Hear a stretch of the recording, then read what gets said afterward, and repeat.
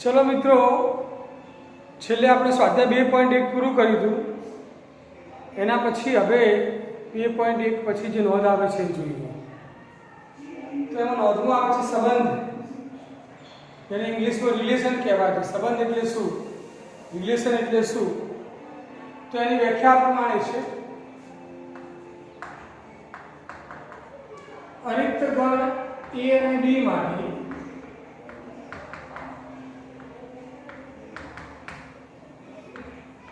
ए cross B ना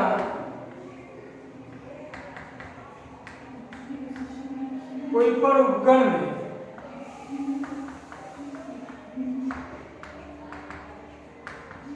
ए थी B परनो संबंध करे छे।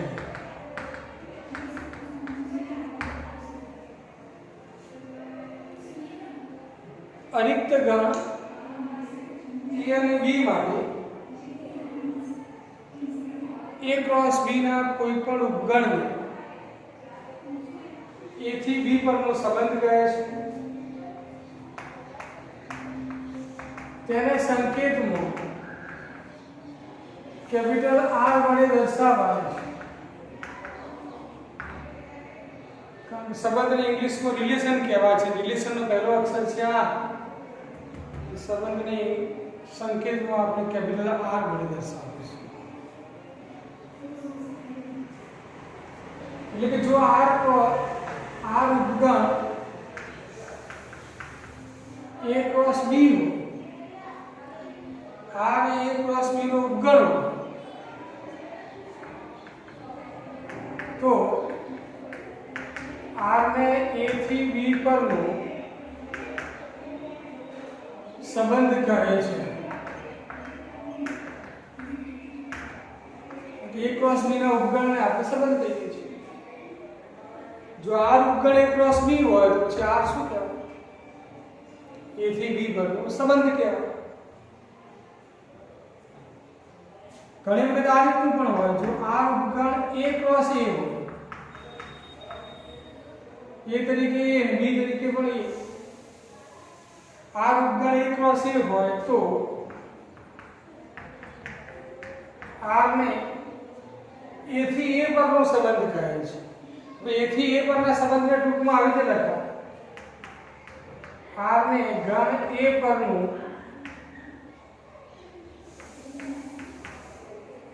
संबंध કહે છે।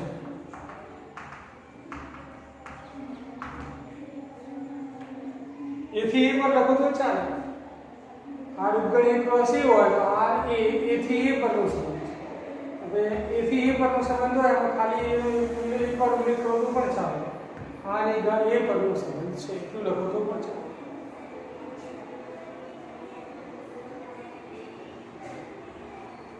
ए क्रॉस बी ના ઉપગણ તરીકે 5 પણ હોઈ શકે। એટલે કે જો r = 5 હોય, r = 5 હોય तो r ने ખાલી સંબંધ કહે છે।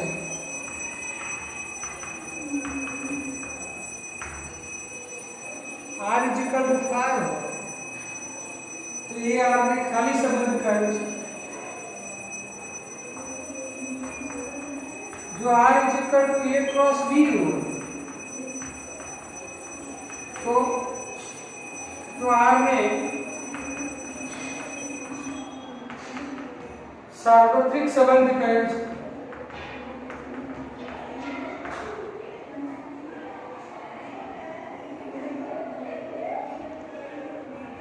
आर खाली संबंध हुआ तो मतलब है तो r बराबर 5 અને r सार्वत्रिक संबंध हुआ तो मतलब है तो r = a क्रॉस b।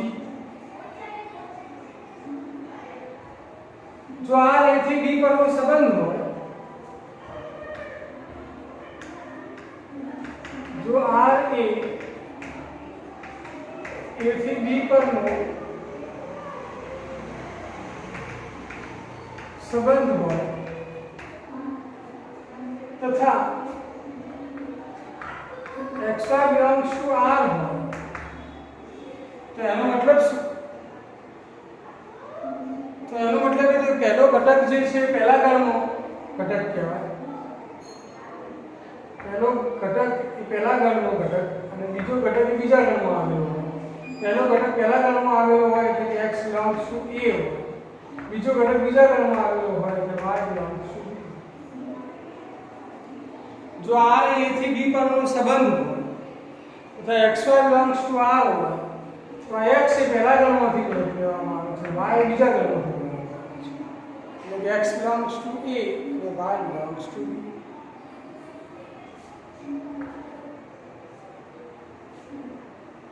અહીં xy belongs to r no y ને x નું પ્રતિબિંબ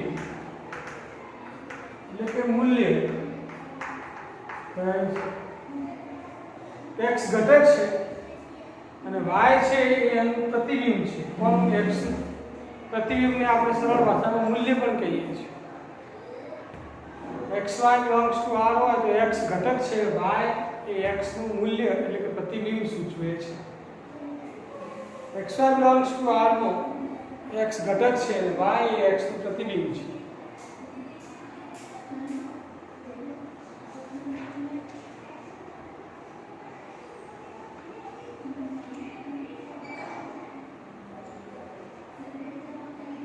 a થી b ના સંબંધોની સંખ્યા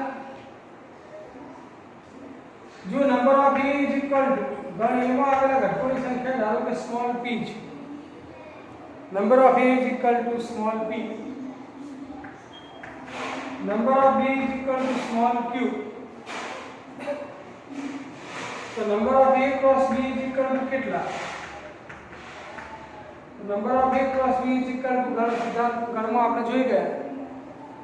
ચલો નંબર અલગ કરીએ તો number of a into number of b, number આપણે a p છે, નંબર ઓફ b q છે. p અને q નો ગુણાકાર, p અને q ના ગુણાકાર ધારો કે આપણને n મળે તો number of a cross b is equal two n. તો a થી b ના સંબંધોની સંખ્યા a થી b પરના સંબંધોની સંખ્યા a થી b પરના સંબંધો કોને કહેવાય? a ક્રોસ b ના ઉપગણ. a થી b પરના સંબંધોની સંખ્યા એટલે કે a ક્રોસ b ના ઉપગણોની સંખ્યા. કારણ કે સંબંધ શું છે? a ક્રોસ b નો ઉપગણ છે. એટલે a થી b પરના સંબંધોની સંખ્યા એટલે કે a ક્રોસ b ના ઉપગણોની સંખ્યા.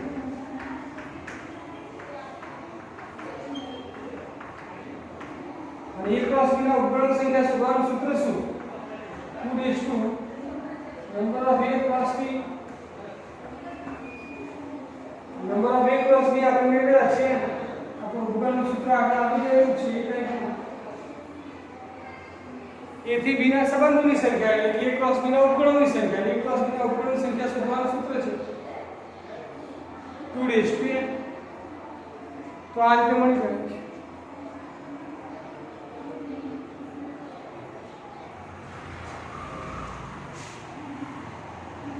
એક ઉદાહરણ દ્વારા વસ્તુ સમજીએ.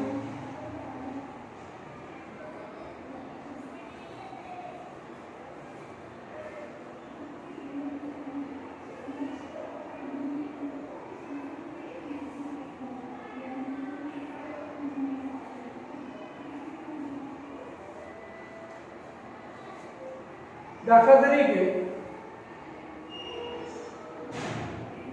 a is equal to આપણે લઈ લઈએ 1 2 3 અને b તરીકે લઈ લઈએ 4 5.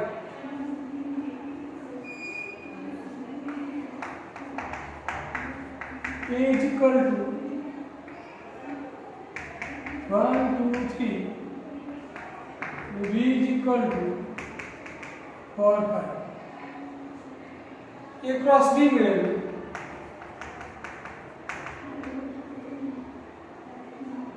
a તરીકે 1 2 3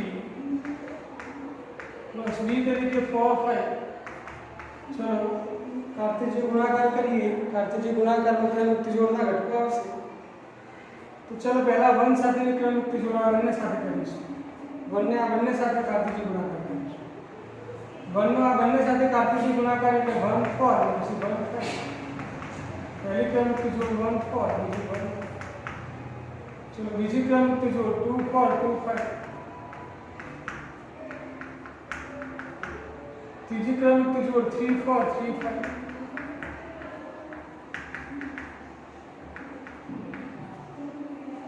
तो 3 2 6 क्रमयुक्त जोड़ो अंदर મળશે। હવે ए થી बी ના સંબંધોની સંખ્યા કેટલી? ए થી बी ના સંબંધોની સંખ્યા એટલે a ક્રોસ b ના ઉપગણોની સંખ્યા, ઉપગણોની સંખ્યાનો સૂત્ર છે 2n, 2n એટલે a ક્રોસ b માં આવેલા ઘટકો કેટલા છે? આ 1 આ 2 3 4 5 અને 6 ઘટકો છે। 2:6 એટલે 64। ए થી b ના સંબંધોની સંખ્યા કેટલા સંબંધો મળશે? 64 સંબંધો મળશે। એટલે કે a ક્રોસ b ના 64 ઉપગણો મળશે। આ 64 ઉપગણો અને 64 સંબંધો કહેવાય। એ 64 સંબંધો કયા છે તેની યાદી બનાવો। a થી b ના 64 સંબંધો કયા? a થી b ના સંબંધો, चलो पहलो संबंध है R1 कहिए, बीजो संबंध R2, तीजो R3, चौथो R4, एम करता करता R64 संबंधों આપણે લખવાના છે। પહેલો સંબંધ એટલે a ક્રોસ b નો પહેલો ઉપગણ। પહેલો ઉપગણ કયો? કોઈ પણ ગણનો પહેલો ઉપગણ ખાલી એટલે 5। આ પહેલો સંબંધ છે ખાલી સંબંધ। પછી એક ઘટકો વાળા સંબંધો, a ક્રોસ b ના એક ઘટકો વાળા ઉપગણ, એક ઘટક તરીકે 1 4 અને એક ઘટક વાળો ઉપગણ। એક ઘટક વાળો એક જ છે તો ના, બીજું આવશે 1 5, બીજું આવશે 2 4, એના પછી 2 5 પછી 2 3 4 3 5 એ બધા આવશે। આ એક એક ઘટકો વાળા ઉપગણ, a ક્રોસ b ના એક એક ઘટકો વાળા ઉપગણ એટલે a થી b ના સંબંધો જ કહેવાય। પછી બે બે ઘટકો વાળા ઉપગણ લો, આ બે લો, આ બે, આ બે, એ રીતે બે બે ઘટકો વાળા ઉપગણ। પછી 3 3 ઘટકો વાળા ઉપગણ, એના પછી 4 4 ઘટકો વાળા ઉપગણ, એના પછી 5 5 ઘટકો વાળા ઉપગણ, અને એના પછી 6 ઘટકો વાળો ઉપગણ એટલે a ક્રોસ b પોતે।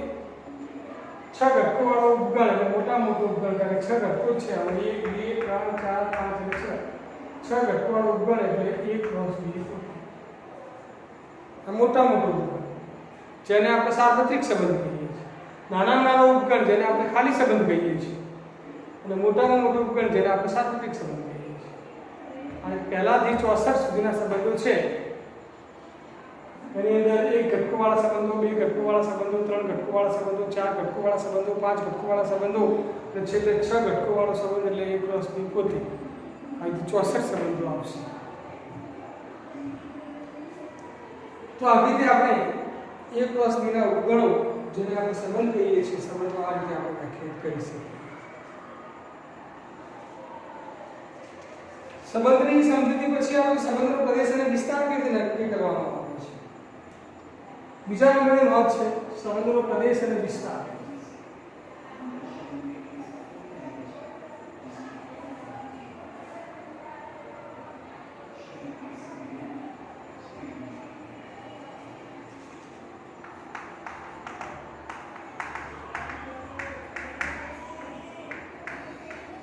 પ્રદેશ અને વિસ્તાર,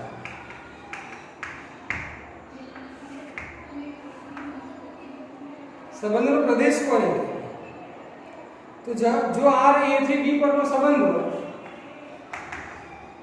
જો r a થી b પરનો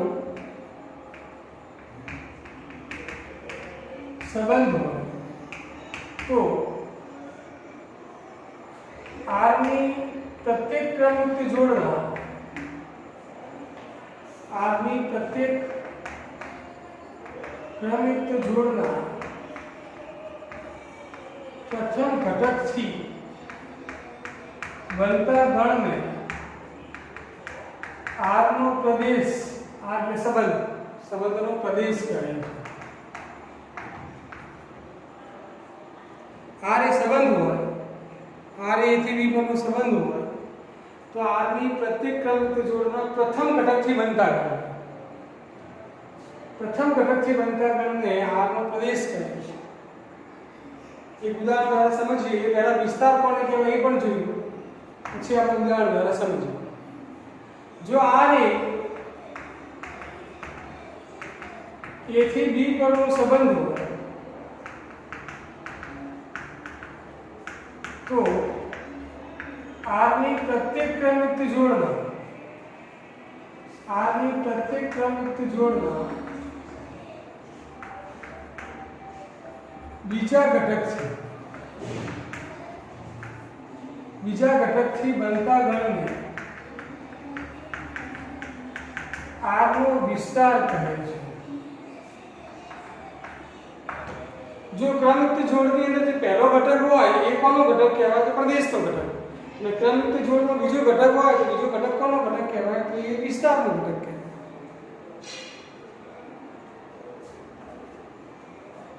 એટલે કે r નો પ્રદેશ આપણે આ રીતે લખી શકાય. r નો પ્રદેશ એટલે પહેલા નંબરના ઘટકોનો ગણ x, xy belongs to r. જો આ xy क्रमयुक्त जोड़ છે, xy શું છે? क्रमयुक्त જોડ. એમાં પહેલો ઘટક કયો છે? x. તો x ની કિંમતોનો ગણ અને r નો પ્રદેશ. r નો વિસ્તાર, r નો વિસ્તાર કોને કહેવાય? તો બીજા નંબરના ઘટકોનો ગણ. બીજો કયો ઘટક છે? y. xy belongs to r. આ क्रमयुक्त જોડ છે xy. હવે બીજા નંબરનો ઘટક કયો છે? y. તો y ની કિંમતોનો ગણ અને r નો વિસ્તાર. दाखला तरीके a is equal to 1 2 3 b is equal to 4 5 લઈએ તો a cross b. चलो 1 સાથેની ક્રમયુક્ત જોડો 1 4 1 5, 2 સાથેની ક્રમયુક્ત જોડો 2 4 2 5, 3 સાથેની ક્રમયુક્ત જોડો 3 4 3 5. चलो यहाँ पे संबंध लखिए. चलो संबंध r1 is equal to, चलो 1 4 2 4. શું આ બંને ઘટકો a ક્રોસ b માં છે? 1 4 2 4 બંને a ક્રોસ b માં છે તો આ છે. r1 ના બધા જ ઘટકો a ક્રોસ b માં છે તો પછી r1 શું કહેવાય? a ક્રોસ b નો ઉપગણ કે. સ્પષ્ટ છે કે r1 ઉપગણ a ક્રોસ b અને r1 a ક્રોસ b નો ઉપગણ હોય તો r1 a થી b પરનો સંબંધ છે. r1 a ક્રોસ b નો ઉપગણ છે તો પછી r1 સંબંધ છે. અને જો r1 સંબંધ હોય તો પછી હવે r1 નો પ્રદેશ.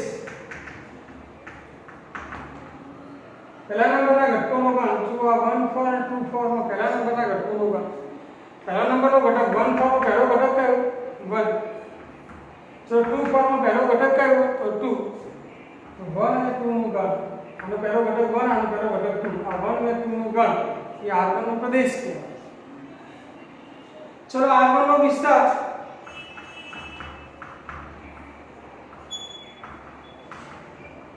r1 નો વિસ્તાર કોને કહેવાય? તો આ क्रमयुक्त જોડોની અંદર આવેલા બીજા નંબરના ઘટકોનો ગણ. ચલો આ क्रमयुक्त જોડ છે, બીજા નંબરનો ઘટક કયો છે? 4. ચલો આ क्रमयुक्त જોડ છે, બીજા નંબરનો ઘટક કયો છે? 4. 4 4 બે વાર નહીં લખવાનું, એક જ વાર લખવાનું, એક ઘટક બે વાર ના લખવાનું. તો પછી આ 4 4 બે વખત છે પણ અહીંયા ગણવાનું એક જ વખત લખવાનું. તો r1 નો વિસ્તાર એટલે બીજા નંબરના ઘટકોનો ગણ, બીજા નંબરના ઘટકોના ગણ તરીકે 4 આવશે. તો r1 ના વિસ્તારમાં એક જ ઘટક આવશે 4.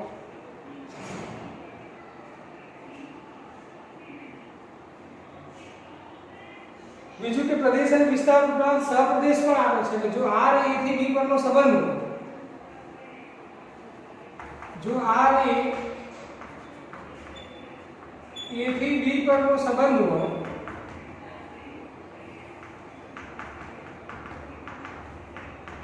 હોય તો b ને R નો સહપ્રદેશ કહે છે.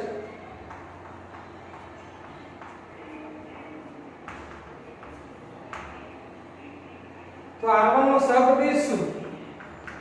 તો એના માટે ક્રમયુક્ત જોડો જોવાની જરૂર નથી. R1 નો સહપ્રદેશ શું?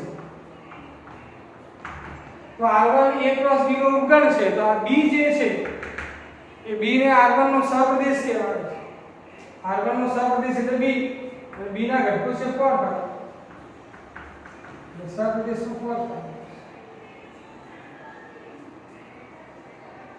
ધ્યાન રાખો આ પ્રદેશના જે ઘટકો છે R1 નો પ્રદેશ એ ગણ A નો ઉપગણ હોય.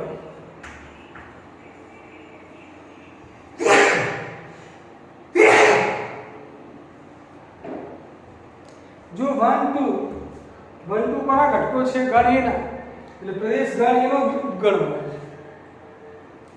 વિસ્તારમાં જે 4 આવે છે 4 કોનો ઘટક છે ગણ B નો એટલે વિસ્તાર જે છે ગણ B નો ઉપગણ આવે. પ્રદેશ જે હોય છે ગણ A નો ઉપગણ હોય છે. વિસ્તાર જે છે ગણ B નો ઉપગણ હોય છે. અને સહપ્રદેશ એ ગણ B જ હોય છે. ગણ B નો ઉપગણ નહીં પણ ગણ B હોય છે. ઇક્વલ ટુ B હોય છે. એટલે આ બધી નોંધો યાદ રાખવા ટેમ્પલેટમાં છે જ આનો ઉલ્લેખ કે પ્રદેશ કોનો ઉપગણ છે તો ગણ A નો, સહપ્રદેશ કોનો ઉપગણ છે તો ગણ B નો, વિસ્તાર કોનો ઉપગણ છે તો ગણ B નો, અને સહપ્રદેશ શું છે તો સહપ્રદેશ એટલે ઇઝ ઇક્વલ ટુ B. કોઈ ઉપગણ નથી પણ ગણ B ની બરાબર. તો ધ્યાન રાખો ક્રમયુક્ત જોડોનો ગણ એટલે કે R1 સંબંધ છે. સંબંધની અંદર પહેલા નંબરના ઘટકોનો જે ગણ છે એ પ્રદેશ સૂચવે છે. બીજા નંબરના ઘટકોનો ગણ છે એ વિસ્તાર સૂચવે છે. સહપ્રદેશ માટે આની કોઈ જરૂર નથી. R1 A થી B પરનો સંબંધ છે તો આ B ને સહપ્રદેશ છે. એના માટે ક્રમયુક્ત જોડો જરૂરી નથી. ધારો કે R1 = 5 હોય તો એ ખાલી સંબંધ કહેવાય. R તરીકે 5 હોય તો એ પણ A થી B નો સંબંધ જ કહેવાય. કારણ કે ખાલી ગણ A × B નો ઉપગણ છે તો પછી R = 5 A થી B પરનો સંબંધ જ છે. તો એના માટે આપણો પ્રદેશ શું લખશે? સ્પષ્ટ છે કે R ઉપગણ A × B અને 5 A × B નો ઉપગણ છે તો R A × B નો ઉપગણ છે. તો માટે R સંબંધ છે. તો બોલો R નો પ્રદેશ તમે શું લખશો?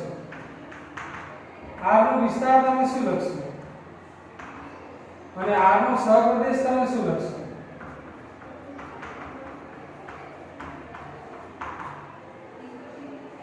બોલ R = 5 હોય તો R નો પ્રદેશ એટલે કે આ ક્રમયુક્ત જોડોનો જે ગણ છે એમાં પહેલા નંબરના ઘટકોનો ગણ. હવે ક્રમયુક્ત જોડોનો ગણ જે છે 5 એમાં તો કોઈ ઘટક છે જ નહીં. તો પહેલા નંબરના ઘટકોનો ગણ શું આવશે? 5. R નો વિસ્તાર એટલે બીજા નંબરના ઘટકોનો ગણ. આમાં તો ક્રમયુક્ત જોડો છે જ નહીં. બીજા નંબરનો ઘટક મળવાનો જ નથી. તો પછી આનો વિસ્તાર શું આવશે? 5. સહપ્રદેશ શું 5 આવશે? તો ના. R એ A થી B પરનો સંબંધ છે તો આ B ને એનો સહપ્રદેશ કહેવાય. તો સહપ્રદેશ છે B અને B તરીકે છે 4. તો આ ધ્યાન રાખજો કે R = 5 હોય તો R નો પ્રદેશ 5, R નો વિસ્તાર 5, પણ R નો સહપ્રદેશ 5 નથી. R નો સહપ્રદેશ છે B. B એટલે B નો આ ઘટકો છે 4 5. એક બીજું ઉદાહરણ સમજીએ. R2 = 1 4 2 5 3 5.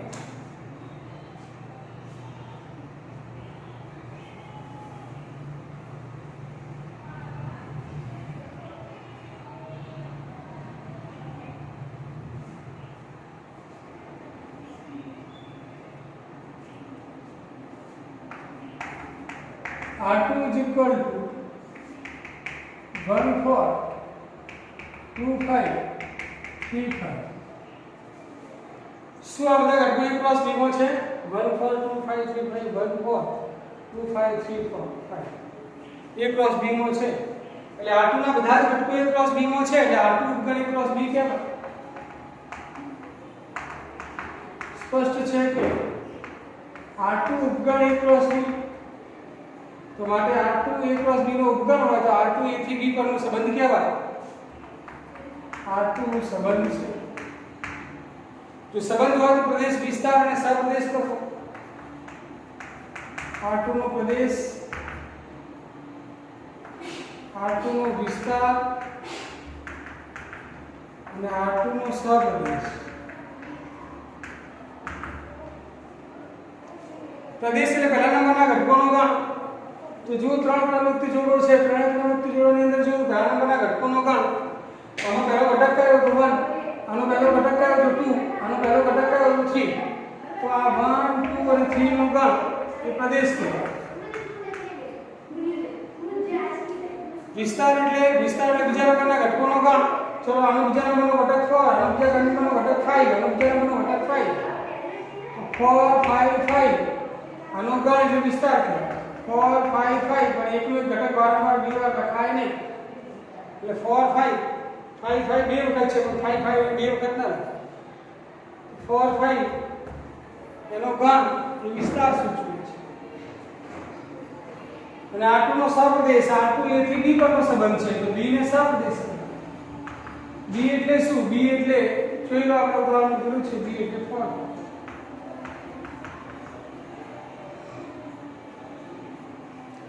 ખાસ કરીને પ્રદેશ અને વિસ્તાર આપણે ક્રમથી જોડવો પડે લખવાનું હોય છે.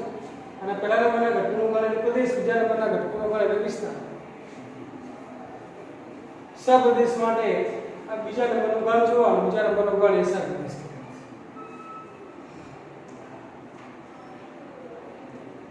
ત્રીજું એક ઉદાહરણ લઈ સમજીએ.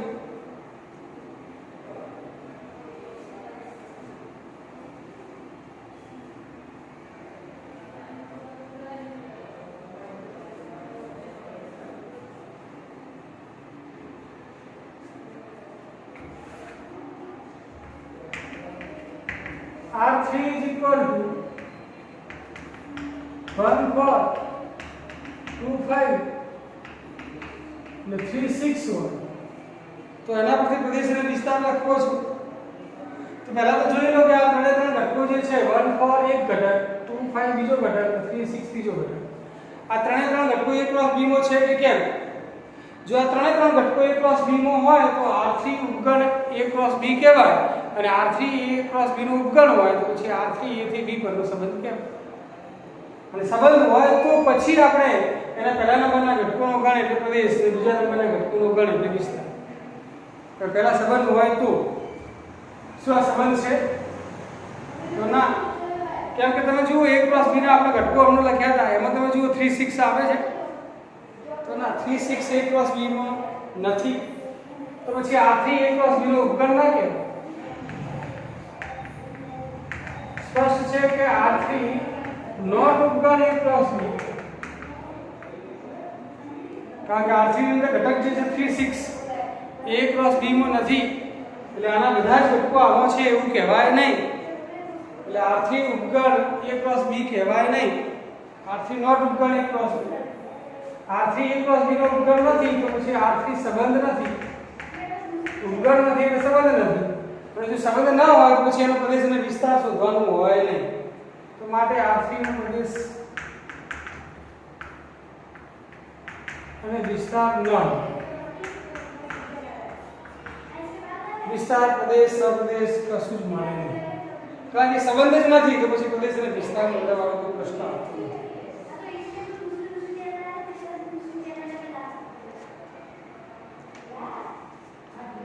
ચલો આપણે સંબંધની પહેલ આકૃતિ જેને કહેવાય છે કિરણ આકૃતિ. ત્રીજા નંબરની નોંધ છે.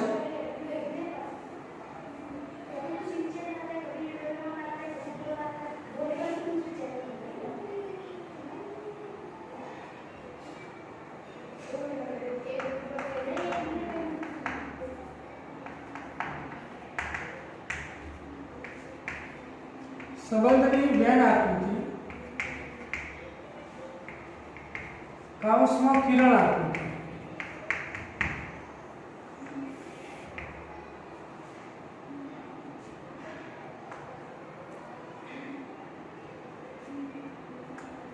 સંબંધની વેન આકૃતિ કોને કહેવાય? તો સંબંધના દ્રશ્ય નિરૂપણને તેની વેન આકૃતિ કૌંસમાં કિરણ આકૃતિ કહે છે.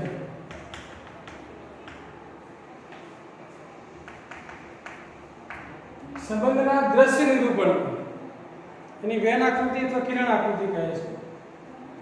કેવી રીતે દ્રશ્ય નિરૂપણ એટલે કેવી રીતે? દાખલા તરીકે a is equal to આપણે લઈએ 1 2 3, b is equal to લઈએ 4 5,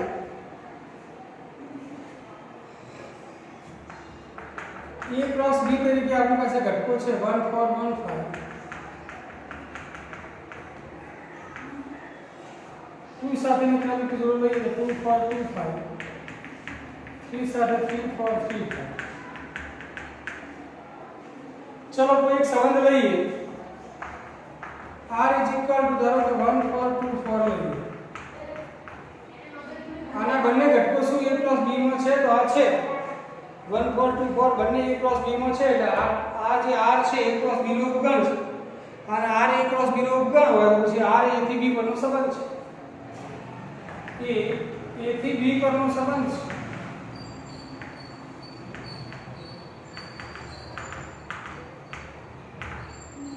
તેની વેન આકૃતિ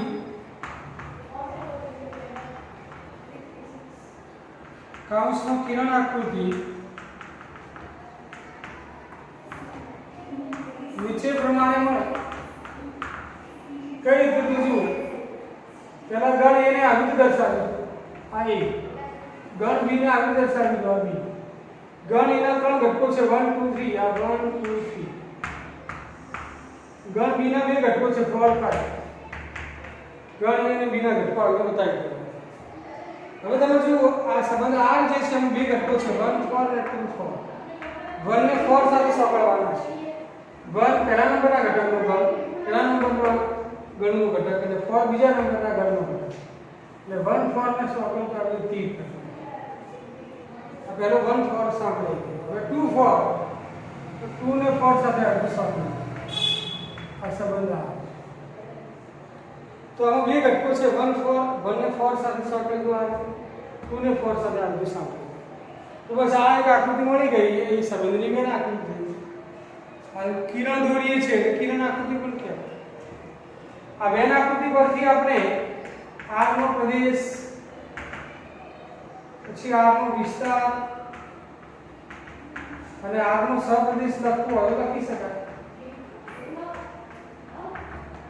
બોલો આગનો પ્રદેશ.